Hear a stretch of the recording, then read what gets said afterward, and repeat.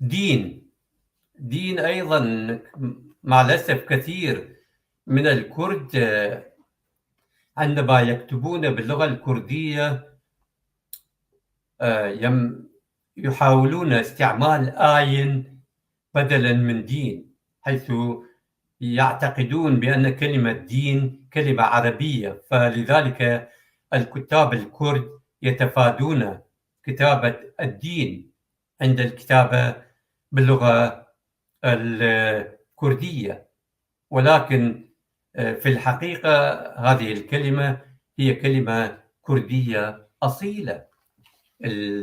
كلمة دين هذه الكلمة الرمز الكتابي السومري ديجير الذي يرمز على شكل نجمة في الكتابة السومرية، يعني بشكل عام إله، أو يعني الإله السومري آن، الذي هو الأب الأعلى للآلهة السومرية. فكما نرى أن هذه الكلمة قريبة من كلمة دين من حيث النطق والمعنى.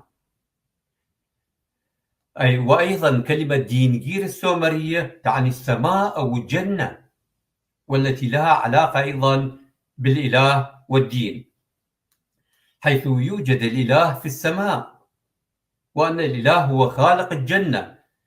من المرجح أن اليهود اقتبسوا كما قلنا أثناء السبي اليهودي في كردستان، عيشهم في كردستان، اقتبسوا كلمة دين في كردستان خلال السبي الآشوري لهم ونفيهم إلى هناك، فدخلت هذه الكلمة إلى اللغة العبرية.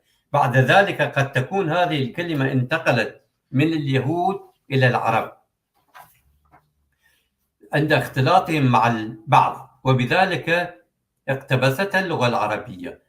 وليس هذا الدليل الوحيد على أن دين هو كلمة كردية، كما قلنا هذه كلمة ميدية، كلمة سومرية، وأيضا هي كلمة ميدية، أيضا كلمة ميدية بصيغة دين وأيضا كلمة بهلوية دين، نفسها مثل ما يستعمل في اللغة العربية.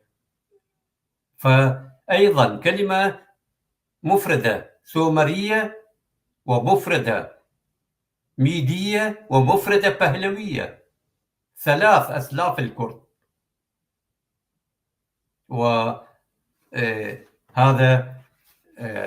إثبات 3 إثباتات على أن الدين هي كلمة كردية.